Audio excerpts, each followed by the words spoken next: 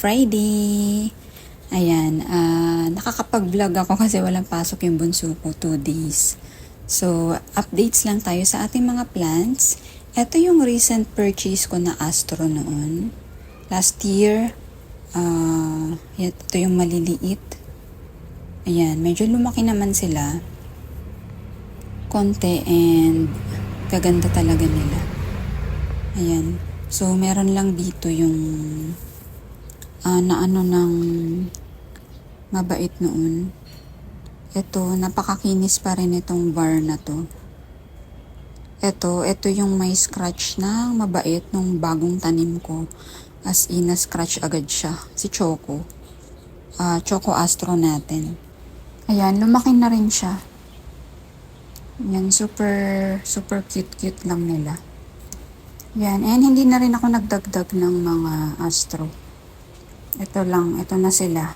Kinikip ko na lang yung natira. Yung mga turtle. Kompleto naman ako sa mga gusto ko. Turtle, star shape. Yan, so far, wala namang natsugi or nagkaroon ng pest sa kanila. Ayun yung mga maliliit natin. Yan, okay naman sila. Tapos, ito yung ating, ano na tawag dito? Nakalimot na ako. Yan, medyo humahaba na sila. Magaan na. Magdidilig tayo mamaya. Ito yung isang star shape ko na gustong gusto ko. Ayan, makitang-kita nyo na star na siya. Kasama to dun sa recent purchase ko na Astro noon.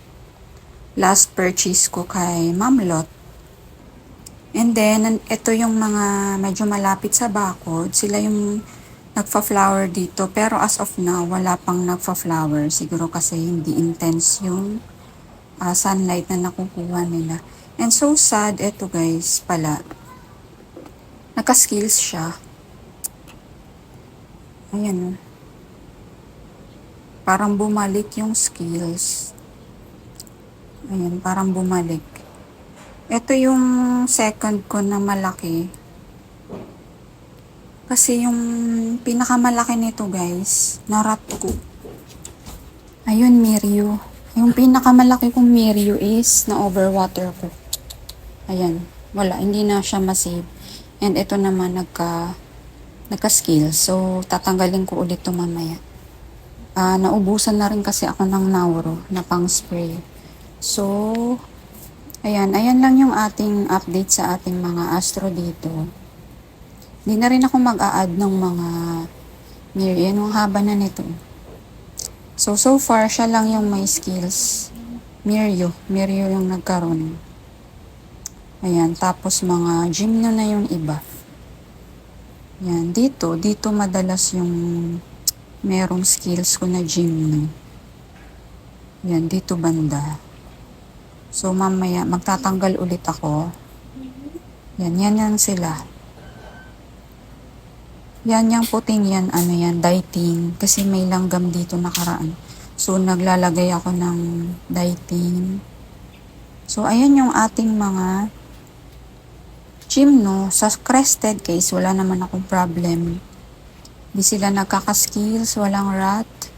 Ayan. Ito, sobrang pink.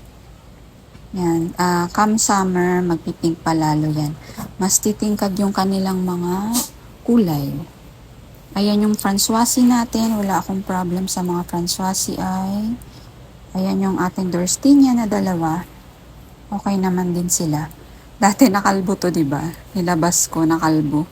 Pero ayan, okay na sila. Ito yung ating mga clamping.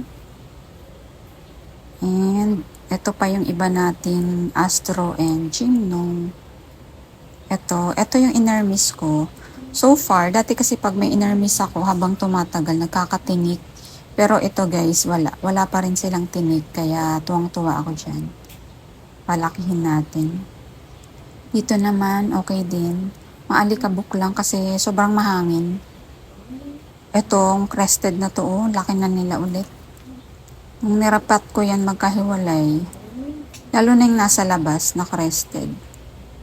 Yan. Yung iba dito nagkaka-skills din, pero natanggal ko na. Ito naman yung Devil's Backbone. Tingnan nyo yung new leaves. Napaka light green. Compared sa old leaves, medyo maputi. Ayan, maputi. Pero yung ano, ang ganda. Ang ganda ng new leaf. Ayan, yung houseplants dito. Ayan sila pa rin yan. Ayan sila. Tapos, go tayo sa labas. Ayan. Yung monkey steel ko, nag-stop siya mag-flower. Siguro nga kasi is, hindi intense yung sunlight ngayong bare months. Pero ang haba na Diba, ang liit lang nitong dalawa noon. Ayan, ang haba na nila. Lalo na yung mother. And then, itong agave ko na to dito. Ayan, narepat ko na to guys sa maliit. Ang liit ng pot nito. So, narepat ko na rin siya nung December or nitong early January.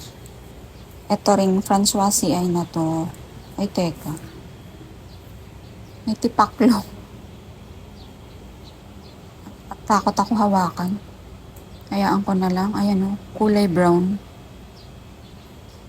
So, yung Françoise ay na to, nilabas ko. Nung nilabas ko, ayan, laki ng leaves. Sobrang lalaki. And, nag-flower din siya simula nung nilabas ko. Dapat i-cross-pollinate ko dito. Kasi eto, mahilig din to mag-flower. Kaya itong nasa loob yan, nagpa-flower. Ito yung mga aloe babies ko na, sineparate pot ko. Ito yung ating Castiglione. Yan, laki na rin ng babies niya. So soon, i-ano ko na rin yan. Gusto ko talaga tong dancing boom. Ayan, ang ganda niya. Super, super pretty. Nagka-scales din to dati, guys. And, buti na lang, hindi na siya bumalik. Yan, sa ano niya, sa stem. Yan, marami yan dati. Na gumaling naman sa Nauro. Inano ko rin to ng Nauro noon. Kasabay nito, ito, crab cactus, kung naalala nyo. Marami, ang dami nitong scales. Kaya may mga marks siya dyan, pero yan, hindi na rin bumalik. Ayan, buti na lang. Ayan yung mga natitira nating soft sokyo. Ayan sila dyan. Buti na lang, isang pot lang yung naano ng pusa noon, nung New Year.